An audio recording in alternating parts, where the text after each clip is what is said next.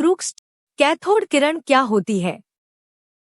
उत्तर। Cathode किरण cathode से निकलने वाली नकारात्मक कणों की धारा होती है जो निर्वात नली में उच्च विभव देने पर तेज गति से एनोड की ओर बढ़ती है। यह धारा वास्तव में इलेक्ट्रॉनों की धारा है, जिसे प्रारंभ में कैथोड किरण कहा गया। उदाहरण, अंधेरे में चलाए गए क्रूक्स ट्यूब में कैथोड की दिशा से निकलकर सामने कांच की दीवार पर जो हरी चमक दिखाई देती है, वही कैथोड किरणों की उपस्थिति का प्रमाण है। प्रश्न, कैथोड किरणें सीधे मार्ग में क्यों चलती हैं? उत्तर। निर्वात नली में गैस के कण अत्यंत कम होते हैं, इसलिए इलेक्ट्रॉनों का टकराव लगभग न के बराबर होता है। कण हल्के और तेज गति वाले होने के कारण बिना अवरोध सीधे रेखा में आगे बढ़ते रहते हैं। उदाहरण, यदि कैथोड और स्क्रीन के बीच एक धातु की छोटी पट्टी खड़ी कर दी जाए तो स्क्रीन पर उसकी छाया दिखती है। इससे पता चलता है कि किरणें सीधे मार्ग में चलती हैं। प्रश्न, कैथोड किरणों का आवेश कैसे पता चला? उत्तर। किरणों को चुंबकीय और विद्युत क्षेत्रों से गुजारने पर पाया गया कि ये किरणें विपरीत दिशा में मुड़ जाती हैं। किसी भी ऐसी धारा का विचलन तभी होता है जब उसमें आवेशित कण हों, इसलिए यह निष्कर्ष निकाला गया कि कैथोड किरणें नकारात्मक आवेश वाली होती हैं।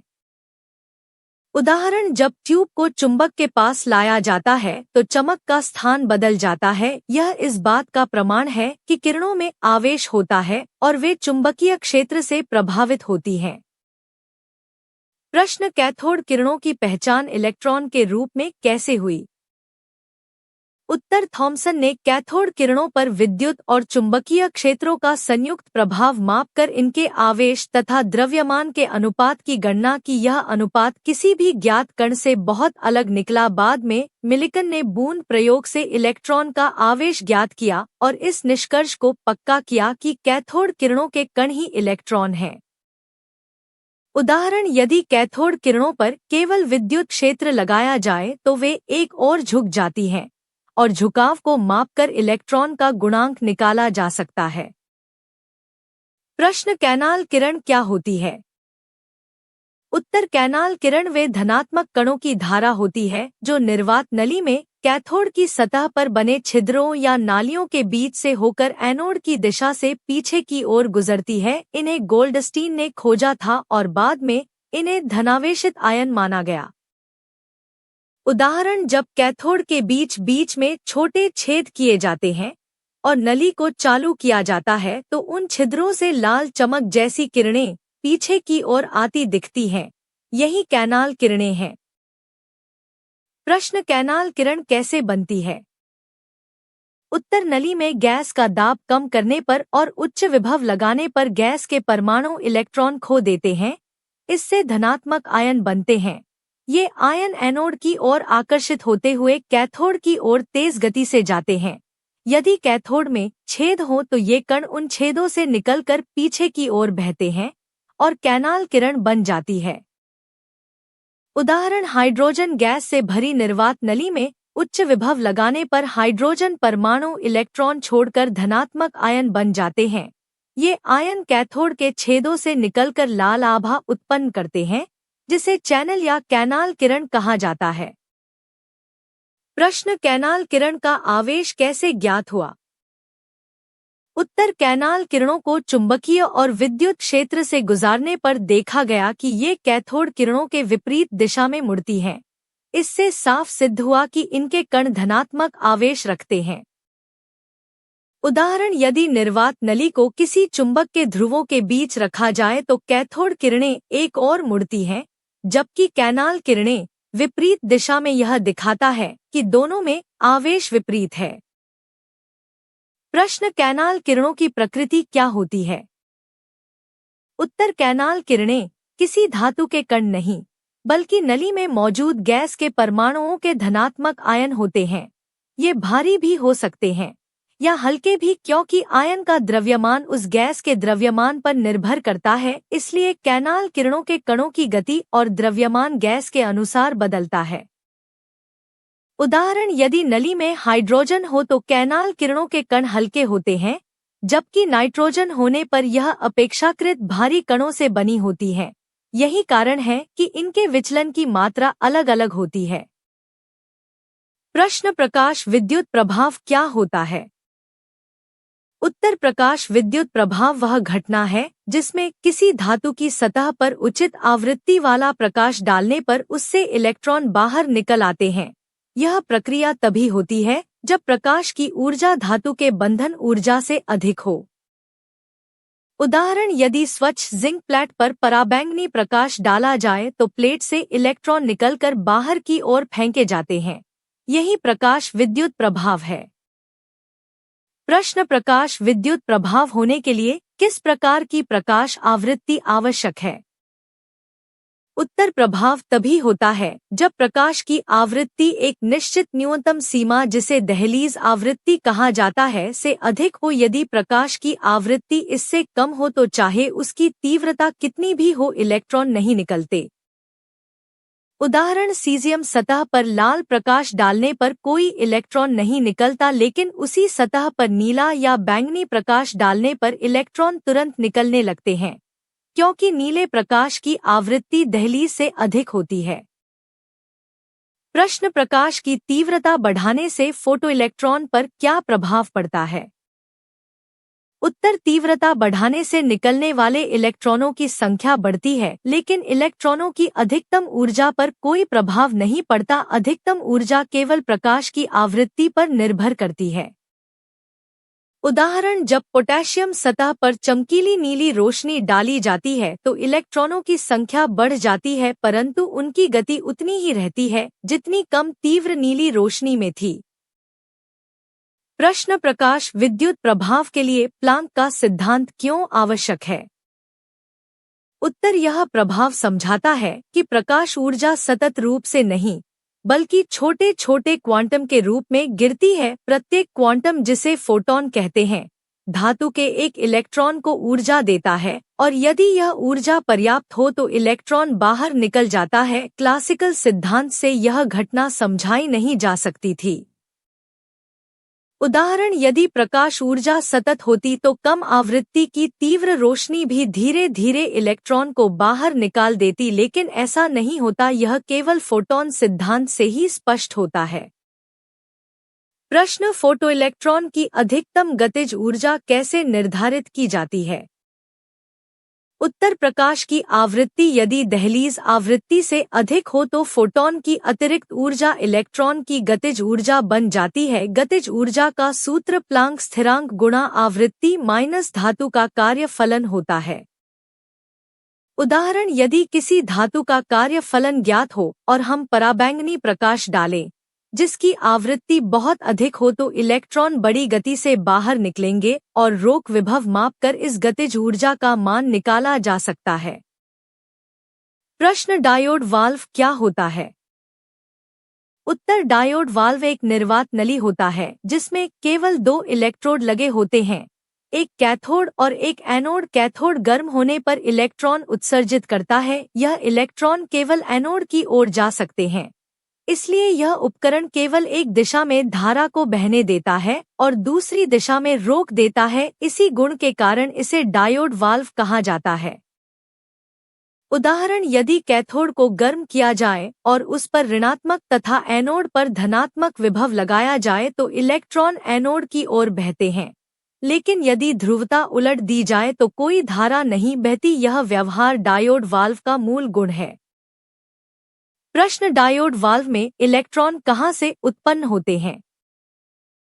उत्तर, डायोड वाल्व में इलेक्ट्रॉन कैथोड से उत्पन्न होते हैं। कैथोड को गर्म करने पर थर्मायनिक उत्सर्जन शुरू होता है, जिसमें सतह के इलेक्ट्रॉन ऊर्जा प्राप्त कर धातु से बाहर निकल आते हैं। यही इलेक्ट्रॉन बाद में एनोड की ओर आकर्षित होकर धारा बनाते हैं। उदाहरण, यदि डायोड वाल्व के कैथोड के चारों ओर हीटिंग कुंडली में धारा प्रवाहित की जाए तो कैथोड गर्म हो जाता है और उससे इलेक्ट्रॉन निकलकर निर्वात में फैलने लगते हैं। यही इलेक्ट्रॉन आगे चलकर धारा उत्पन्न करते हैं। प्रश्न, डायोड वाल्व एक दिशा में ही धारा क्यों बहने देता है? उत्तर, इलेक्ट्रॉन केवल कैथोड से निकल सकते हैं। एनोड से नहीं निकलते, इसलिए जब एनोड को धनात्मक रखा जाता है तो वह इलेक्ट्रॉनों को आकर्षित करता है और धारा बनती है, लेकिन यदि एनोड को ऋणात्मक कर दिया जाए तो इलेक्ट्रॉन उसकी ओर नहीं जा पाते, इस कारण विपरीत दिशा में धारा नहीं बहती। उदाहरण, यदि कैथोड पर ऋणात्मक और एनोड पर धनात्मक वोल्टेज दिया जाए तो मीटर धारा दिखाता है, लेकिन यदि एनोड पर ऋणात्मक वोल्टेज कर दिया जाए तो मीटर तुरंत शून्य दिखाने लगता है। यह एक दिशा वाली धारा का प्रमाण है। प्रश्न, डायोड वाल्व का मुख्य उपयोग क्या होता है? उत्तर, डायोड वाल्व का मुख्य उपयोग दिष्टकारी के रूप में होता है। इसमें एसी धारा को केवल एक दिशा में बहाकर उसे डीसी में बदला जाता है। रेडियो और पुराने इलेक्ट्रॉनिक यंत्रों में यह डीसी सप्लाई प्राप्त करने के लिए महत्वपूर्ण भूमिका निभाता था। उदाहरण, रेडियो रिसीवर के बिजली आपूर्ति भाग में एसी वोल्टेज को डायोड वाल्व से गुजारा जाता था, जिससे केवल पॉजिटिव आधा चक्र मिलता था और उसे फिल्टर करके डीसी रूप में प्राप्त किया जाता था।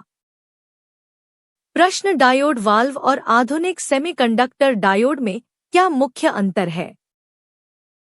उत्तर, डायोड वाल्व निर्वात आधारित होता है और इलेक्ट्रॉनों के थर्मायनिक उत्सर्जन पर निर्भर होता है, जबकि सेमीकंडक्टर डायोड ठोस अवस्था में पीएन जंक्शन पर काम करता है। वाल्व बड़े आकार के होते हैं, ज्यादा गर्म होते हैं और धीमे होते हैं, जबकि सेमीकंडक्टर डायोड बहुत छोटे, तेज और कुशल होते हैं। उदाहरण, पुराने रेडियो सेटों में कांच की बनी निर्वात नलियां लगती थी, जबकि आज मोबाइल चार्जर में एक छोटा सा सेमीकंडक्टर डायोड वही काम करता है। प्रश्न, ट्रायोड वाल्व क्या होता है? उत्तर, ट्रायोड वाल्व एक निर्वात नली होता है जिसमें 3 इलेक्ट्रोड होते हैं, कैथोड, एनोड और इनके बीच एक ग्रिड। यह ग्रिड इलेक्ट्रॉनों के प्रवाह को नियंत्रित करती है, जिसके कारण ट्रायोड प्रवर्धन यानी एम्प्लीफिकेशन का काम कर सकता है। डायोड की तुलना में यह अधिक नियंत्रित और बहुउपयोगी होता है। उदाहरण, यदि कैथोड को गर्म किया जाए और एनोड को धनात्मक रखा जाए तो इलेक्ट्रॉन एनोड की ओर बढ़ते हैं, लेकिन ग्रिड पर थोड़ा सा ऋणात्मक वोल्टेज देकर इस प्रवाह को कम या ज्यादा किया जा सकता है। यही ट्रायोड का मूल सिद्धांत है। प्रश्न, ट्रायोड में ग्रिड की आवश्यकता क्यों होती है?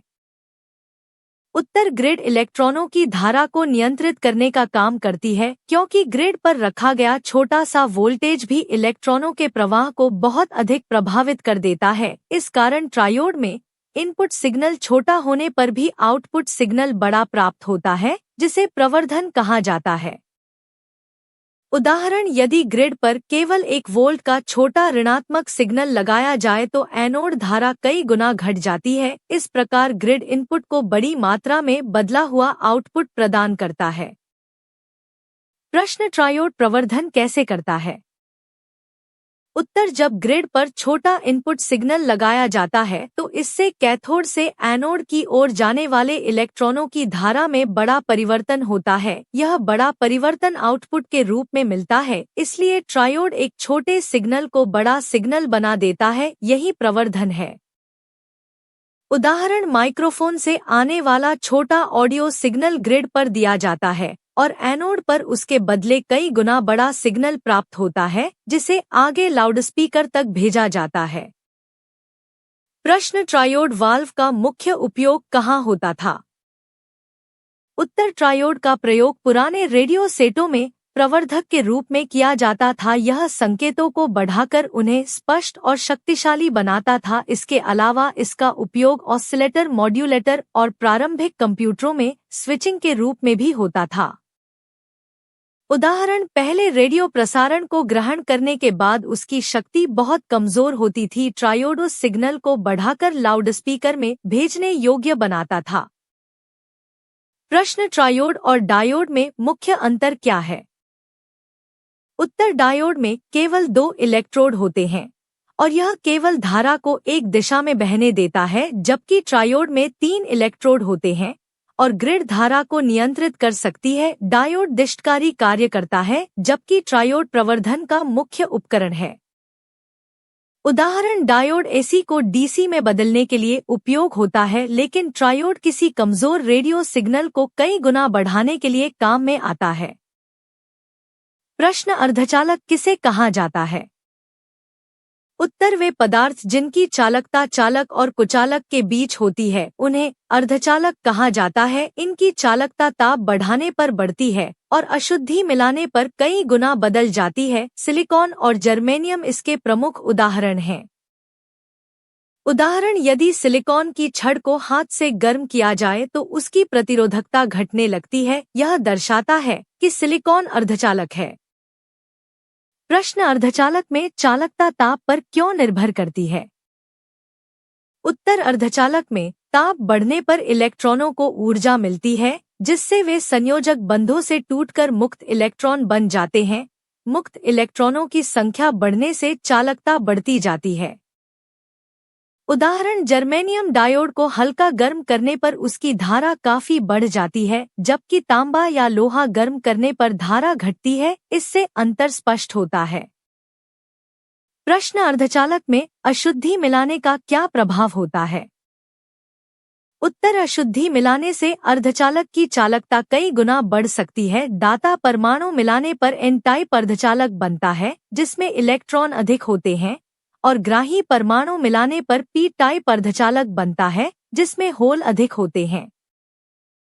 उदाहरण, सिलिकॉन में फास्फोरस मिलाने पर अतिरिक्त इलेक्ट्रॉन मिल जाते हैं और एन टाइप अर्धचालक बन जाता है जबकि सिलिकॉन में बोरॉन मिलाने पर इलेक्ट्रॉन की कमी से होल बनते हैं और पी टाइप अर्धचालक तैयार होता है।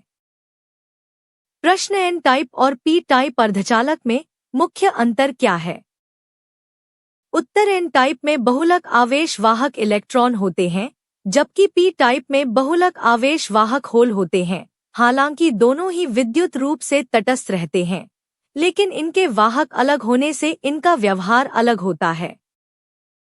उदाहरण, यदि एन टाइप अर्धचालक पर वोल्टेज लगाया जाए तो इलेक्ट्रॉन तेजी से आगे बढ़ते हैं जबकि पी टाइप में होल की गति महत्वपूर्ण होती है, इसलिए दोनों की चालकता का स्वरूप भिन्न होता है। प्रश्न, अर्धचालकों का उपयोग आधुनिक इलेक्ट्रॉनिकी में क्यों महत्वपूर्ण है? उत्तर, अर्धचालक बहुत छोटे आकार में बनाए जा सकते हैं, कम ऊर्जा में कार्य करते हैं, तेजी से स्विचिंग कर सकते हैं और इनमें विभिन्न संयोजन बनाकर डायोड, ट्रांजिस्टर, आईसी और माइक्रोप्रोसेसर तैयार किए जा सकते हैं। यही आधुनिक इलेक्ट्रॉनिकी की आधारशिला है। उदाहरण, एक मोबाइल फोन में लाखों ट्रांजिस्टर लगे होते हैं। ये सभी सिलिकॉन जैसे अर्धचालक पदार्थों से बने होते हैं जो तेज गति से सूचनाओं को प्रसंस्कृत करते हैं। प्रश्न, अधिचालकता क्या होती है? उत्तर, अधिचालकता वह अवस्था है जिसमें कोई पदार्थ अत्यंत निम्न ताप पर अपनी विद्युत रोधकता पूरी तरह खो देता है और उसमें धारा बिना किसी ऊर्जा क्षति के बहने लगती है। यह अवस्था अचानक प्राप्त होती है और इसे पदार्थ का क्रांतिक ताप कहा जाता है। उदाहरण, पारे को लगभग 4 केल्विन तक ठंडा करने पर उसकी प्रतिरोधकता बिल्कुल शून्य हो जाती है और वह पूर्ण अधिचालक बन जाता है। प्रश्न, अधिचालकता किस परिस्थिति में उत्पन्न होती है? उत्तर, अधिचालकता अत्यंत कम ताप पर होती है जब पदार्थ में इलेक्ट्रॉन युग्म के रूप में चलने लगते हैं जिन्हें कूपर युग्म कहा जाता है। ये युग्म बिना किसी टकराव के पदार्थ के भीतर चलते रहते हैं, इसलिए प्रतिरोध समाप्त हो जाता है। उदाहरण, नियोबियम और टिन के मिश्रण को क्रांतिक ताप तक ठंडा करने पर कूपर युग्म बनने लगते हैं और धारा बिना रुकावट बहने लगती है। प्रश्न, क्रांतिक ताप क्या कहलाता है? उत्तर, वह ताप जिस पर कोई पदार्थ सामान्य चालक से बदलकर अधिचालक बन जाता है उसे क्रांतिक ताप कहते हैं। यह ताप प्रत्येक पदार्थ के लिए अलग होता है। कुछ के लिए 4 केल्विन के आसपास है और कुछ के लिए यह 70 से 100 केल्विन के बीच भी पाया जाता है। उदाहरण, इट्रियम, बेरियम, कॉपर ऑक्साइड का क्रांतिक ताप लगभग 89 केल्विन होता है, इसलिए इसे तरल नाइट्रोजन से भी अधिचालक अवस्था में लाया जा सकता है। प्रश्न, अधिचालकों में चुंबकीय क्षेत्र का क्या प्रभाव होता है? उत्तर अधिचालक चुंबकीय क्षेत्र को अपने भीतर प्रवेश नहीं करने देते। इस घटना को मेसन प्रभाव कहा जाता है। यदि चुंबकीय क्षेत्र बहुत अधिक हो जाए तो अधिचालकता नष्ट भी हो सकती है। इसलिए हर पदार्थ के लिए एक क्रांतिक चुंबकीय क्षेत्र भी निर्धारित होता है। उदाहरण, अधिचालक के पास रखे चुंबक का हल्का तैरना इसलिए दिखाई देता है क्योंकि अधिचालक उस चुंबकीय क्षेत्र को बाहर धकेल देता है। प्रश्न, अधिचालकों का उपयोग कहाँ किया जाता है? उत्तर, अधिचालक उन स्थानों पर उपयोग किए जाते हैं जहां अत्यंत शक्तिशाली और बिना ऊर्जा क्षति के विद्युत प्रवाह की आवश्यकता होती है। इनके उपयोग में सुपरमैग्नेट, मेडिकल एमआरआई मशीनें, कण त्वरक, तेज गति वाले विद्युत परिपथ और क्वांटम कंप्यूटर शामिल हैं। उदाहरण, एमआरआई मशीन में बहुत शक्तिशाली चुंबकीय क्षेत्र बनाने के लिए अधिचालक कुंडलें उपयोग की जाती हैं, जिन्हें अत्यंत निम्न ताप पर रखा जाता है ताकि वे बिना प्रतिरोध के धारा बहा सकें। प्रश्न, ट्रांजिस्टर क्या होता है? उत्तर, ट्रांजिस्टर एक अर्धचालक उपकरण है जिसमें 3 क्षेत्र होते हैं जिन्हें एमिटर, बेस और कलेक्टर कहा जाता है। यह धारा को नियंत्रित और प्रवर्धित करने का काम करता है और आधुनिक इलेक्ट्रॉनिक परिपथों का मूल आधार है। उदाहरण, एक छोटे रेडियो में आने वाला कमजोर सिग्नल ट्रांजिस्टर से गुजरकर कई गुना बढ़ जाता है ताकि उसे स्पीकर तक भेजा जा सके। प्रश्न, ट्रांजिस्टर के प्रकार कौन से होते हैं? उत्तर, ट्रांजिस्टर मुख्यतः 2 प्रकार के होते हैं।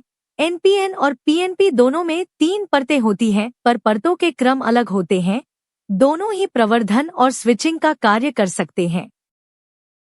उदाहरण, यदि सिलिकॉन की परतों को एनपीएन क्रम में रखा जाए तो एनपीएन ट्रांजिस्टर बनता है और यदि पीएनपी क्रम में रखा जाए तो पीएनपी ट्रांजिस्टर तैयार हो जाता है। प्रश्न, ट्रांजिस्टर में बेस क्षेत्र इतना पतला क्यों होता है? उत्तर, बेस क्षेत्र को पतला इसलिए बनाया जाता है ताकि एमिटर से आने वाले अधिकांश इलेक्ट्रॉन या होल सीधे कलेक्टर तक पहुंच सके। यदि बेस मोटा होगा तो इलेक्ट्रॉन उसमें ही खो जाएंगे और प्रवर्धन संभव नहीं हो पाएगा। उदाहरण, एनपीएन ट्रांजिस्टर में एमिटर से निकलने वाले लगभग पूरे इलेक्ट्रॉन बेस से गुजरकर कलेक्टर में पहुंच जाते हैं, जिससे बड़ा आउटपुट सिग्नल मिलता है। प्रश्न, ट्रांजिस्टर प्रवर्धन कैसे करता है? उत्तर, जब बेस पर छोटा इनपुट सिग्नल लगाया जाता है तो इससे एमिटर से कलेक्टर की ओर जाने वाली बड़ी धारा नियंत्रित होती है। छोटा इनपुट बड़ा आउटपुट पैदा कर देता है, यही प्रवर्धन है और इसी गुण से ट्रांजिस्टर एम्पलीफायर की तरह काम करता है। उदाहरण, बेस पर माइक्रोफोन से आने वाला छोटा ऑडियो सिग्नल लगाने पर कलेक्टर पर बहुत बड़ा सिग्नल मिलता है जिसे स्पीकर तक भेजा जाता है। प्रश्न, ट्रांजिस्टर का उपयोग स्विच के रूप में कैसे किया जाता है? उत्तर, जब बेस पर वोल्टेज दिया जाता है तो ट्रांजिस्टर संचालित होकर कलेक्टर और एमिटर के बीच धारा बहने देता है और जब बेस पर वोल्टेज नहीं दिया जाता तो धारा बंद हो जाती है। इस प्रकार ट्रांजिस्टर ऑन और ऑफ दोनों अवस्थाएं प्रदान करता है। उदाहरण, डिजिटल परिपथों में ट्रांजिस्टर को बेस पर वोल्टेज देकर ऑन किया जाता है और वोल्टेज हटाते ही ऑफ हो जाता है। इसी सिद्धांत पर कंप्यूटर के सभी लॉजिक गेट काम करते हैं। प्रश्न, टेलीविजन क्या होता है? उत्तर, टेलीविजन एक इलेक्ट्रॉनिक यंत्र है जो दूर से भेजे गए ध्वनि और चित्र संकेतों को ग्रहण करके उन्हें स्क्रीन पर दृश्यमान बनाता है। इसमें प्रसारण स्टेशन से आने वाले विद्युत चुंबकीय संकेतों को रिसीवर ग्रहण करता है और इलेक्ट्रॉनिक प्रक्रिया के बाद इन्हें ध्वनि और दृश्य के रूप में प्रस्तुत किया जाता है। उदाहरण, जब कोई टीवी चैनल समाचार प्रसारित करता है तो उसका सिग्नल एंटीना या केबल के माध्यम से टीवी तक पहुंचता है और स्क्रीन पर समाचार वाचक का दृश्य दिखाई देने लगता है। प्रश्न, टेलीविजन में चित्र कैसे बनता है? उत्तर, टेलीविजन के भीतर इलेक्ट्रॉन किरणें स्क्रीन पर बहुत तेजी से आगे पीछे और ऊपर नीचे घूमती हैं और बिंदु बिंदु पर प्रकाश उत्पन्न करती हैं। यह सभी बिंदु मिलकर पूरा चित्र बनाते हैं। इस प्रक्रिया को स्कैनिंग कहा जाता है। उदाहरण सीआरटी टीवी में एक इलेक्ट्रॉन गन इलेक्ट्रॉनों की किरण को स्क्रीन के अलग अलग बिंदुओं पर फेंकती है और फॉस्फर कोटिंग चमक उठती है, इससे पूरा दृश्य निर्मित होता है। प्रश्न, रंगीन टेलीविजन में रंग कैसे बनते हैं?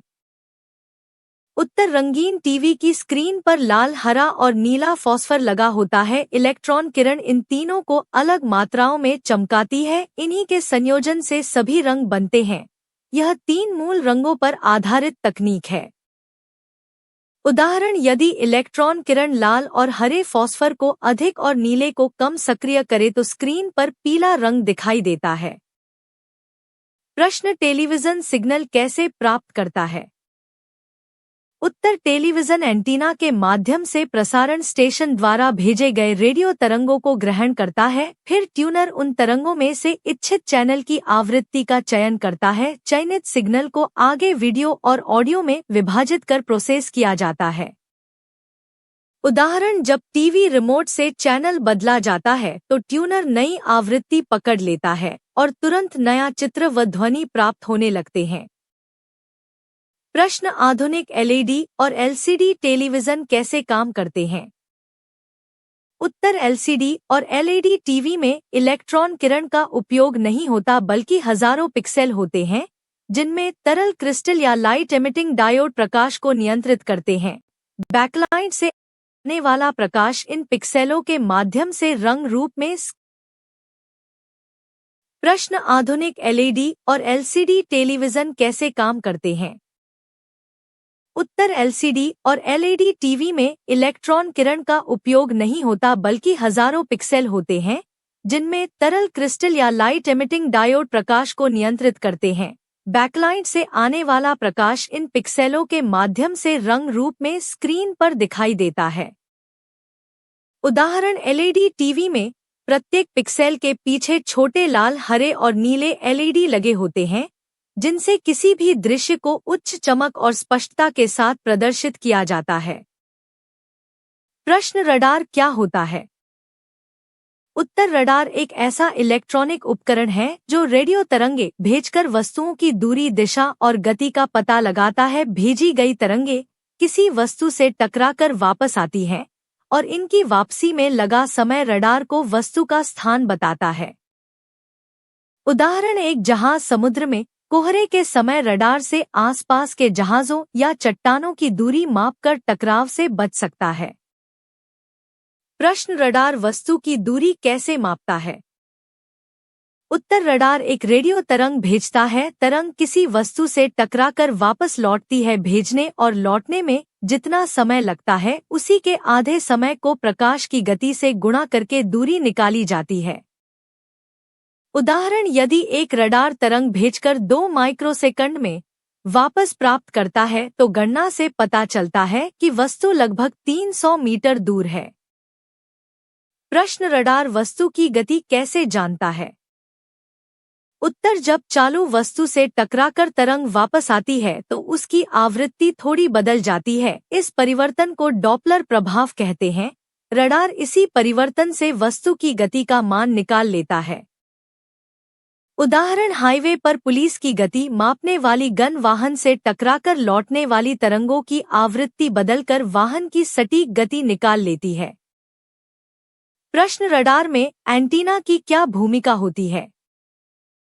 उत्तर, एंटीना रेडियो तरंगों को विशेष दिशा में भेजता है और उसी दिशा से लौटकर आने वाली तरंगों को ग्रहण करता है। एंटीना जितना संकीर्ण बीम बनाता है, रडार उतना ही सटीक दिशा ज्ञात कर पाता है। उदाहरण, घूमता हुआ रडार एंटीना अपने घूमने के साथ ही अलग अलग दिशाओं में तरंगे भेजता है और हवा में विमान की दिशा और दूरी को ज्ञात करता है। प्रश्न, रडार का उपयोग किन किन क्षेत्रों में होता है? उत्तर, रडार का उपयोग वायुसेना में विमान की स्थिति जानने के लिए, नौसेना में जहाजों की निगरानी के लिए, मौसम विज्ञान में बादलों और तूफानों को ट्रैक करने के लिए तथा यातायात पुलिस द्वारा वाहनों की गति मापने के लिए किया जाता है। उदाहरण, मौसम रडार वर्षा वाले बादलों की घनता और गति का पता लगाकर मौसम विभाग को तूफान की दिशा और तीव्रता का अनुमान लगाने में मदद करता है। प्रश्न, लेजर क्या होता है? उत्तर लेजर एक ऐसी प्रकाश किरण होती है जो अत्यंत समांतर एकरंगी और सामंजस्यपूर्ण होती है। यह प्रकाश साधारण बल्ब या सूरज के प्रकाश की तरह बिखरा हुआ नहीं होता, बल्कि एक दिशा में केंद्रित रूप से निकलता है। इसी गुण के कारण लेजर अत्यधिक तीव्र और सटीक कार्य करने में सक्षम होता है। उदाहरण बारकोड स्कैनर में दिखाई देने वाली लाल पतली सी सीधी रेखा लेजर किरण होती है जो बहुत दूर तक बिना फैलाव के जा सकती है। प्रश्न, लेजर कैसे उत्पन्न होता है? उत्तर लेजर उत्पन्न करने के लिए पदार्थ के परमाणुओं को बाहरी ऊर्जा देकर उत्तेजित अवस्था में पहुंचाया जाता है। फिर जब वे वापस साधारण अवस्था में आते हैं तो एक समान चरण की फोटॉन किरणें निकलती हैं। ये फोटॉन एक दूसरे को प्रेरित करके और अधिक फोटॉन उसी दिशा में उत्पन्न करवाते हैं, जिसे आबादी उत्क्रमण कहा जाता है, और यही प्रक्रिया लेजर किरण बनाती है।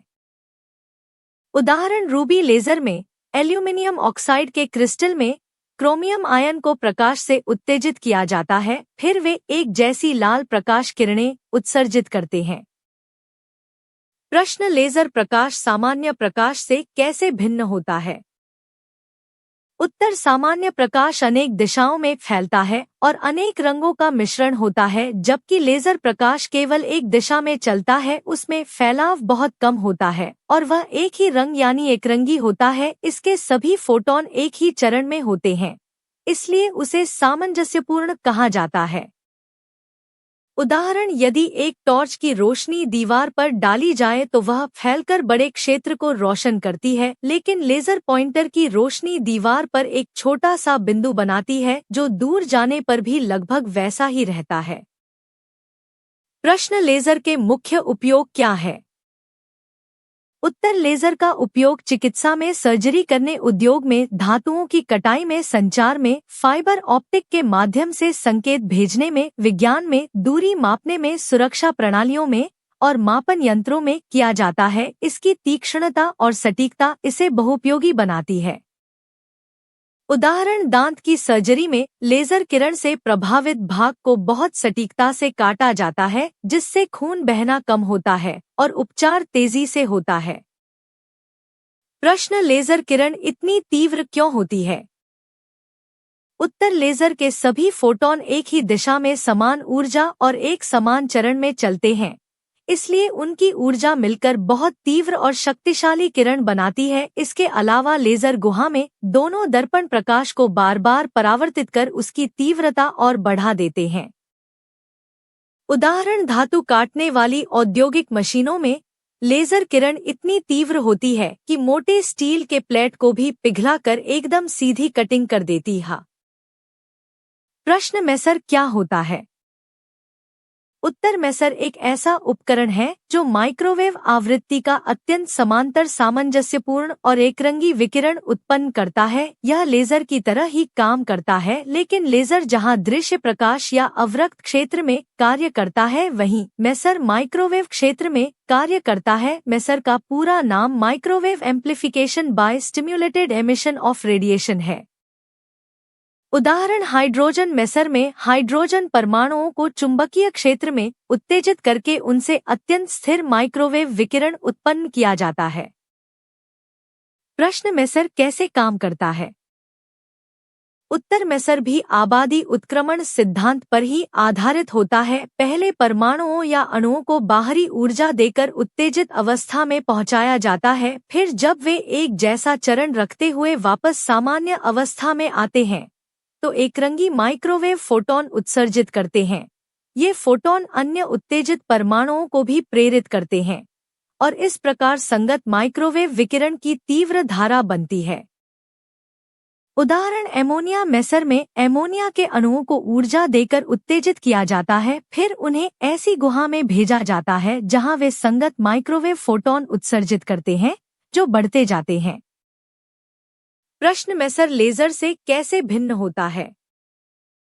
उत्तर, लेजर दृश्य प्रकाश या अवरक्त क्षेत्र में काम करता है, जबकि मेसर माइक्रोवेव तरंगे उत्पन्न करता है। मेसर के फोटॉन की ऊर्जा लेजर की तुलना में कम होती है। इसके बावजूद मेसर में सामंजस्य और स्थिरता बहुत अधिक होती है, इसीलिए इसे अत्यंत सटीक मापन और संचार में प्रयोग किया जाता है।